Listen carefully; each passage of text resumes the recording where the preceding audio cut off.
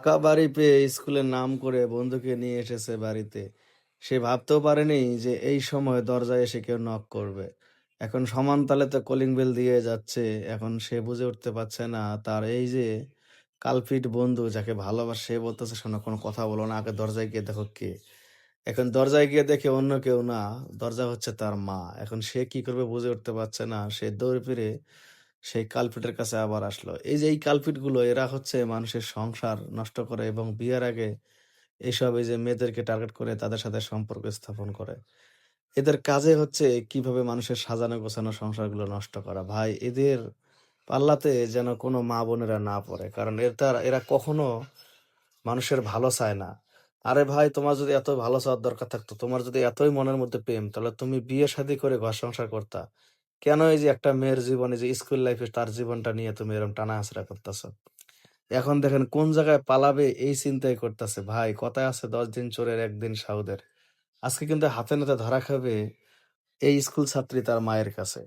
আর তারপরে দেখেন এই যে বকাটাকে এমন একটা শিক্ষা দেবে এই মাকে দেখে সেলুট যে প্রত্যেকটা মা যদি এরকম হইতো তাহলে অন্তপক্ষে মেয়েরা এইসব করার সাহস পেত না। দেখেন তাকে লুকিয়ে রেখেছে। কিন্তু লুকিয়ে রাখলে কি হবে? তার মা কিন্তু ঠিকই বের করতে পারবে। কারণ এখানে যতই সময় যাচ্ছে ততই তার মায়ের সন্দেহ হচ্ছে।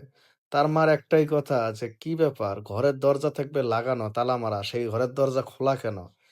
তার মানে অবশ্যই কোনো একটা ঝামেলা আছে। আর এই মেয়ে, এ তো গেছে স্কুলে। কিন্তু ওই স্কুলে না গিয়ে সে আবার বাড়ির মধ্যে কেন? এটাই হচ্ছে তার মায়ের প্রশ্ন। "কি ব্যাপার? তুমি তো স্কুলে গিয়েছো, তাহলে তুমি বাড়ির মধ্যে কেন?" এখন দেখেন মেয়ে বলতেছে, "আসলে মা আমার মাথাটা ঘুরান দিয়েছে। তাই এসে আমি শুয়ে পড়েছিলাম। স্কুলে আমার আজকে ক্লাসগুলো ভালো লাগে নাই।" এখন দেখেন এই কথায় কিন্তু তার মায়ের মনে মানে মুখে সে চিড়ে ভিজাতে পারছে না, শাক দিয়ে মাছ ঢাকতে পারতেছে না। তার মা এসেই দেখতেছে যে ফ্রিজের ওই জিনিসটা খোলা। কি ব্যাপার? ফ্রিজের এটা খোলা কেন? মেয়ে দেখেন এই জায়গায় তখন মিথ্যা কথা বলল যে, "মা আমি ওই ফ্রিজে ঠান্ডা পানি নিতে গিয়েছিলাম। তখনই দেখি যে ওটা পড়ে গিয়েছে। আমার আর লাগাতে মনে নাই।" তার মা বলল, "ঠিক আছে। যাও তুমি আমার লাগি ১ গ্লাস ঠান্ডা পানি নিয়ে আসো।" কিন্তু ভাই এখানে সেই জিনিসটা নয়। ঠান্ডা পানি আনতে গেলেই তার মা কিন্তু পুরো বাড়ি চেক দিবে। আর চেক দিয়ে কিন্তু সেই কালপিটকে পাবে ভাই। একটু খালি অপেক্ষা করেন দেখেন। আমি আপনাদের সবাইকে একটি মানে করজোড়ে অনুরোধ করি, আপনাদের ছেলেমেয়েরা স্কুলের নাম করে কোন জায়গায় যায়, এটা অবশ্যই আপনারা একটু কেয়ার রাখেন।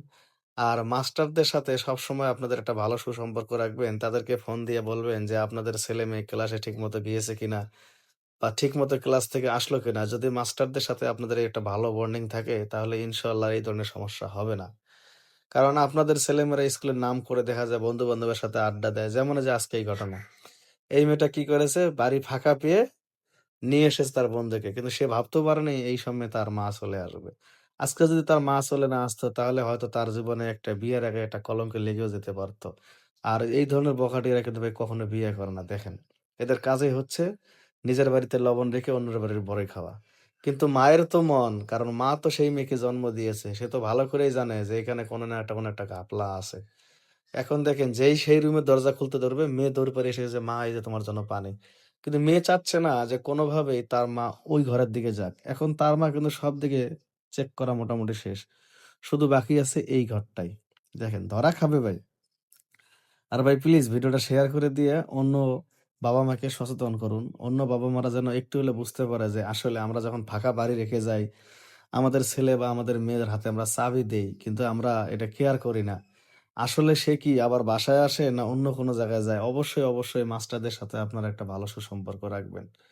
তাহলে মাস্টাররা বলতে পারবে যে আপনার ছেলে বা কিংবা মেয়ে কখন স্কুলে এসেছে বা কখন স্কুল থেকে চলে গিয়েছে। এই দেখেন সেই কালপ্রিটকে কিন্তু ধরে ফেলেছে ভাই। এখন আপনারাই বলেন এই ধরনের কালপ্রিটদেরকে কি শাস্তি দেওয়া উচিত?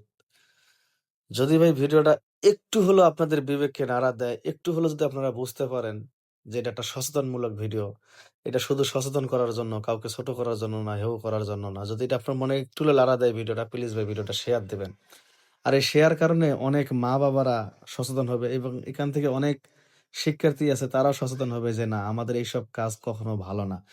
আমাদের বাবা-মা আমাদেরকে লেখাপড়া করায় সুশিক্ষায় শিক্ষিত করার জন্য। আমরা বাবা-মার মুখ উজ্জ্বল করব। আর তা না করে যদি আমরা বাড়িতে এরকম বন্ধু-বান্ধব নিয়ে আসি, তাহলে তো তাদের কেরিয়ার কখনো ভালো হবে না। তো এইজন্য সবাই সচেতন হবে যদি ভিডিওটা আপনারা একটু মাত্র শেয়ার দেন। আর ওই ধরনের কালপ্রিটদেরকে কি শাস্তি দেওয়া উচিত অবশ্যই আপনারা কমেন্টস করে জানাবেন। এই ভিডিওটি বানানো হয়েছে শুধুমাত্র সচেতনমূলক। এখানে কাউকে ছোট করার জন্য না। আমি আবারও বলতেছি, কাউকে ছোট করার জন্য না। শুধুমাত্র সচেতনমূলক। এখান থেকে যদি বিন্দু পরিমাণ কেউ সচেতন হয়ে থাকেন অবশ্যই কমেন্টস করে জানাবেন। আর এই যে মা, এই মার জন্য কিন্তু একটা সেলুট হয়ে যেতে পারে। এই মার জন্য প্লিজ একটা কমেন্টস করে জানাবেন যে মা যে শায়েস্তা করলো সেই ছেলেটাকে, এটা কেমন লেগেছে আপনাদের কাছে? আর এই যে তার মেয়েকে যে শিক্ষা দিচ্ছে যে এসব করা ঠিক না, মেয়েকে আবার স্কুলে পাঠাচ্ছে, এটাও আপনাদের কাছে কেমন লাগলো অবশ্যই জানাবেন। আর প্লিজ ভাই প্লিজ আপনারা সবাই সচেতন থাকুন, তাহলে আপনাদের আশেপাশে এই ধরনের দুর্ঘটনা আর ঘটবে না। ভালো থাকবেন, সুস্থ থাকবেন। আল্লাহ হাফেজ।